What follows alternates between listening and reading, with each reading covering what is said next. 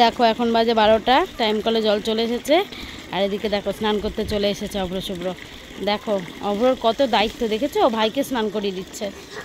এই আমি স্নান করিয়ে দেবো? আমি দেবো না, দাদা করাবে। এই দাদা, ভাইকে সাবান দিয়ে দিবি?